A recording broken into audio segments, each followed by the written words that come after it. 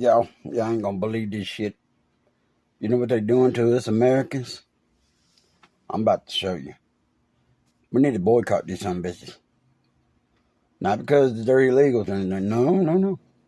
Because they're fucking Americans. So, if you stand with me, like it. If you don't, like it anyways. So we've got a major food manufacturer, Tyson Chicken.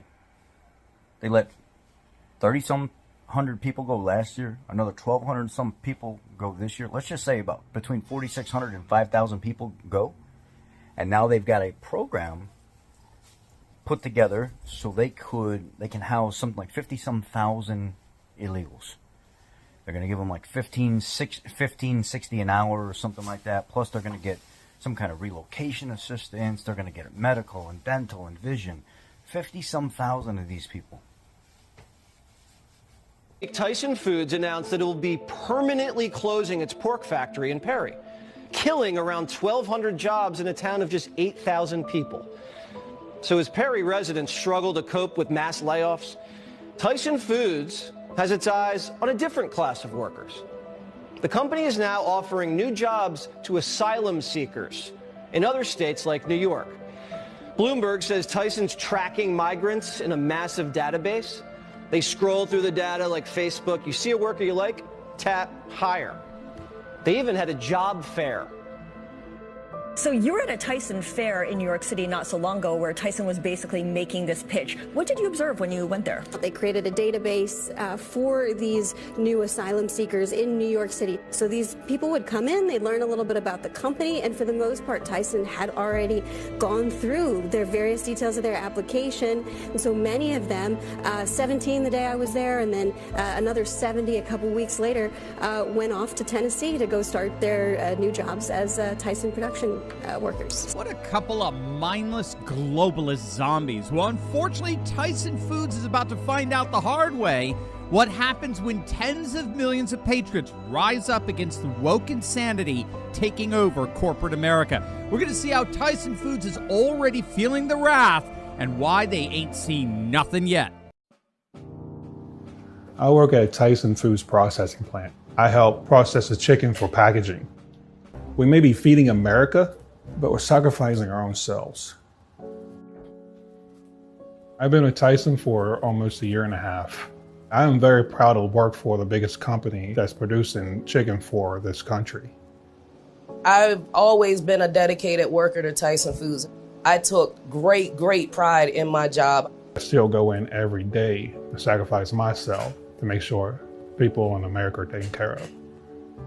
All right, meat giant Tyson laying off 1,200 workers after closing its pork factory in Perry, Iowa, only later to announce 52,000 jobs for migrants. The company's excuse, migrants are getting the jobs that Americans don't want. A human resources executive for the company telling Bloomberg the migrants have been, quote, very loyal. They've been uprooted, and what they want is stability. What they want is a sense of belonging. Let's bring in Fox and Friends Weekend co-host Pete Hegseth. Pete, good to see you. Yes. But again, lower wages, taking American jobs. This was the reason why Democrats were opposed to illegal immigration 10, 15, 25 years ago. But here it plays out. This costs Americans a livelihood. That's true. It was also the reason why the Chamber of Commerce crowd of the Republican Party was so resistant to Donald Trump back in 2015, 2016, dependent on importing cheap labor. He said, we're going to build that wall. We're going to stop this. I'm going to put Americans first. Wages will rise as a result.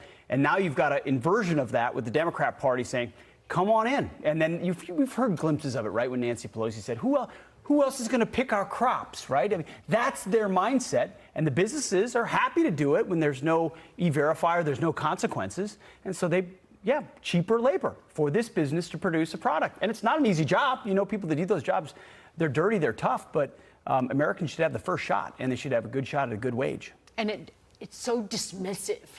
The language that they use, that Americans don't want these jobs.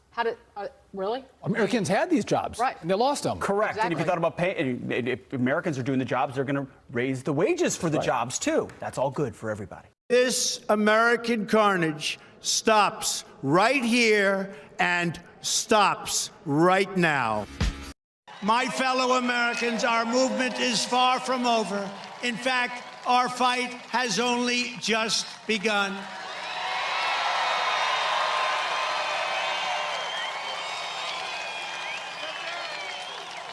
We are one movement, one people, one family, and one glorious nation under God. So with American pride swelling in our hearts and American courage stirring in our souls, I say these words to you tonight. We will make America powerful again. We will make America wealthy again. We will make America strong again. We will make America proud again. We will make America safe again.